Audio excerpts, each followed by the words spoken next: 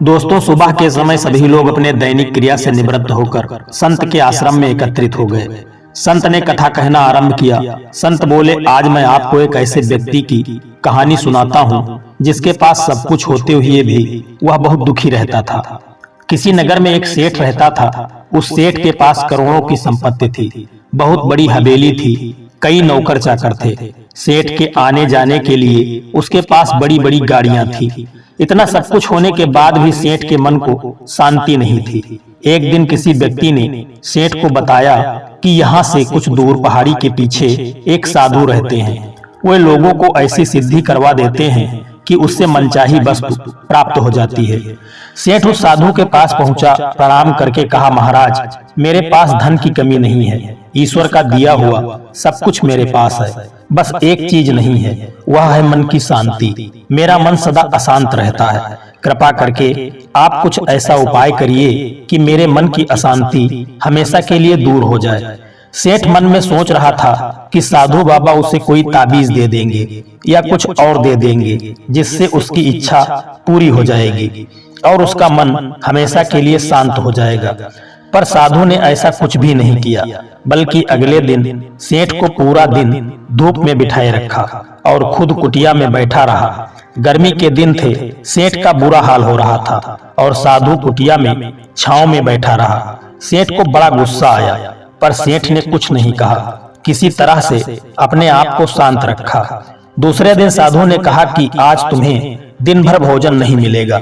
सेठ भूखा बैठा रहा, उसके पेट में चूहे कूदने लगे। सेठ का भूख के मारे बुरा हाल हो रहा था। तभी सेठ ने देखा कुटिया में बैठा साधु तरह तरह के मिठाई, पकवान और स्वादिष्ट व्यंजन बड़े चाव से खा रहा है। सेठ को यह सब देखकर बड़ा दुख हुआ। यही सोच सोचकर और भूख के मारे सेठ को रात में नींद नहीं आई। वह एक पल भी चैन की नींद नहीं सो पाया। सेठ रात भर सोचता रहा कि साधु तो बड़े कठोर हृदय का है।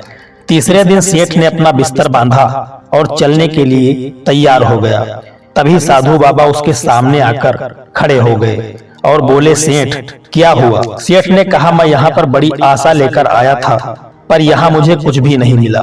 उल्टे यहाँ मुझे इतनी मुसीबतें उठानी पड़ी जो मैंने अपने जीवन में कभी नहीं उठाई थी, इसीलिए मैं यहाँ से जा रहा हूँ। साधु मुस्कुराते हुए बोला, मैंने तुम्हें इतना कुछ दिया पर तुमने कुछ भी नहीं लिया। सेठ ने आश्चर्य से साधु की ओर देखा और कहा, आपने तो मुझे कुछ भी नहीं दिया। साधु बाबा बोले, सेठ, पहले दिन जब मैंने तुम्हें धूप में बिठाए रखा और स्वयं छाया में बैठा रहा तो मैंने तुम्हें बताया कि मेरी छाया तेरे काम नहीं आएगी।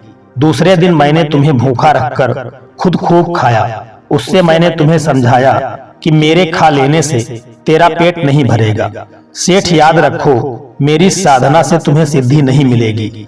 तुमने अपना धन अपनी मेहनत से कमाया है और शांति भी तुम्हें अपने पुरुषार्थ, साधना और अपनी मेहनत से ही मिलेगी। सेठ की आंखें खुल चुकी थी, उसे सब कुछ समझ में आ चुका था। वह साधु का आभार व्यक्त करके, प्रणाम करके अपने घर को वापस चला गया। दोस्तों, मन हमारा है, इसे हमें ही शांत करना पड़ेगा और हमें ही इसे शांत करने की युक्ति निकालनी पड़ेगी। इसके लिए हमें ही ध्यान करना पड़ेगा और हमें ही साधना करना पड़ेगा, हमें ही प्राणायाम करना पड़ेगा, हमें ही व्यायाम करना पड़ेगा। दोस्तों, यदि कहानी आपको अच्छी लगी हो तो वीडियो को एक लाइक करके चैनल को सब्सक्राइब कर देने की कृपा कर देना। जय श्री कृष्णा, राधे राधे।